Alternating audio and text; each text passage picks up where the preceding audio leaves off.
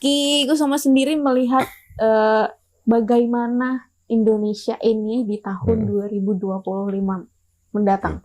Secara teknis ke depan tuh berarti kan habis naga itu masuknya di kelinci. Itu tahun bagus ya. Tahun banyak anak masuk dalam gua beranak. Secara perekonomian lebih bagus.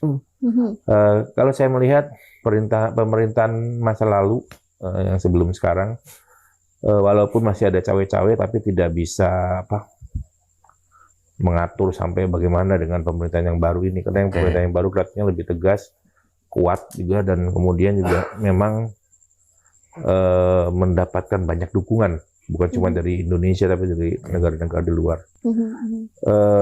Pergerakan perekonomian awal seperti tersendat-sendat, tapi ke depan setelah itu akan ada banyak perbaikan-perbaikan yang signifikan. Ada beberapa perbaikan yang tadinya secara mendasar itu sulit mendapat perbaikan, terjadi perbaikan di tahun ini dan ke depan. Assalamualaikum warahmatullahi wabarakatuh. Kembali lagi di channel Gambas LJ. Kali ini kita akan menyajikan video sangat menarik dari Ki Kusuma.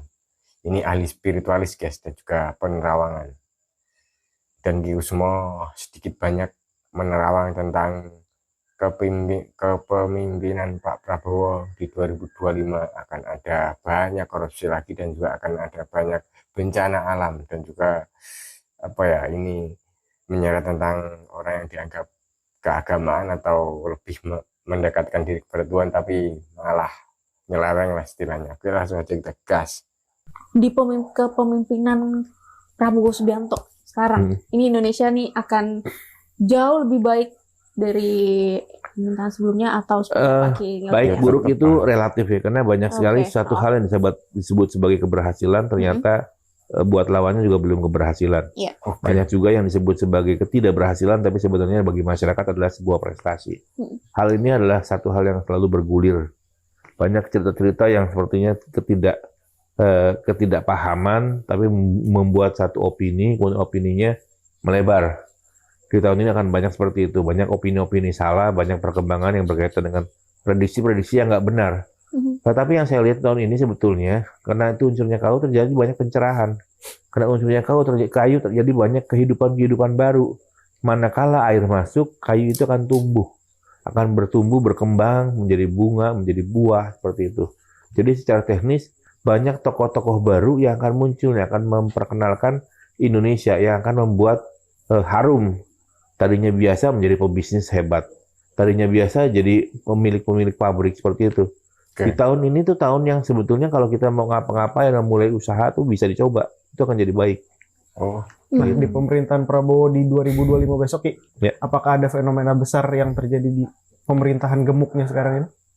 Ya, kalau dikatakan gemuk, ya pasti gemuk ya. Kita berharap semuanya bisa menjadi gemuk ya. Jadi bukan cuma pemerintahannya yang gemuk, tapi juga tentu masyarakatnya bisa gemuk-gemuk.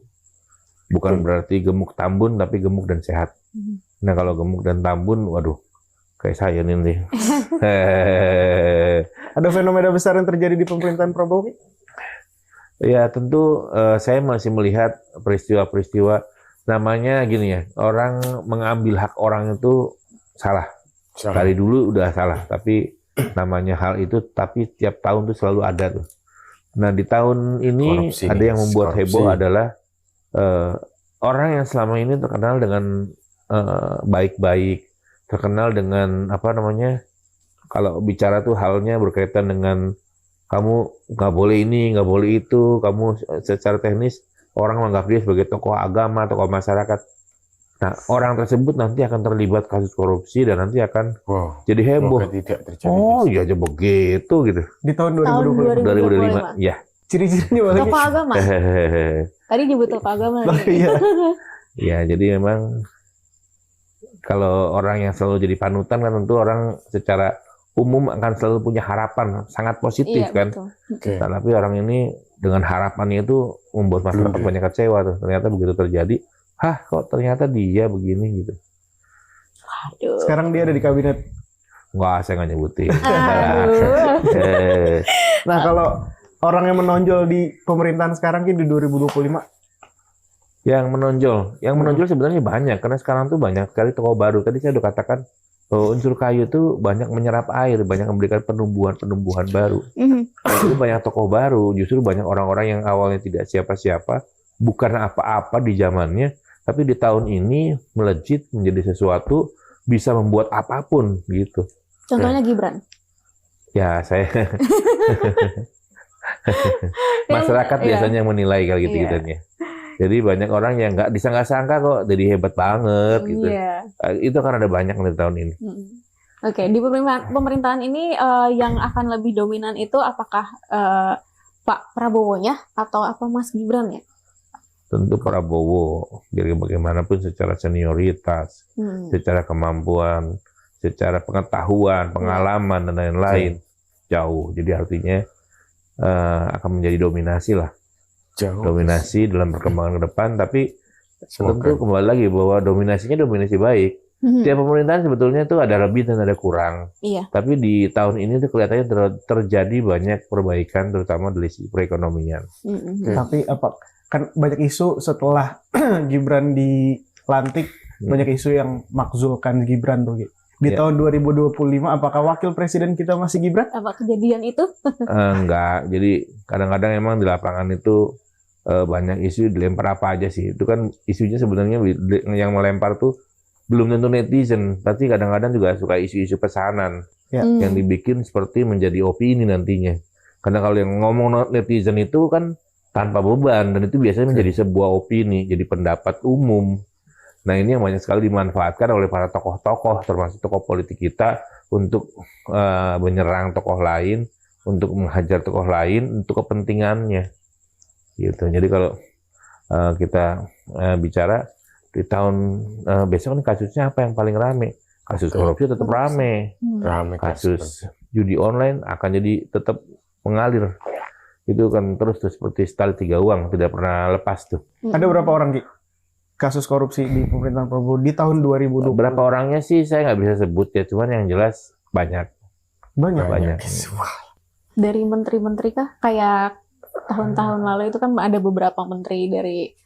Ya begini, kalau kita kaitkan, ini lebih ke personal sih sebetulnya ya, bukan karena jabatannya dia sebagai apa. Lebih ke personal. Jadi banyak yang, ya itu tadi saya katakan, kita tuh nggak sangka gitu. Karena wujud yang tampak tuh tampak seorang tokoh.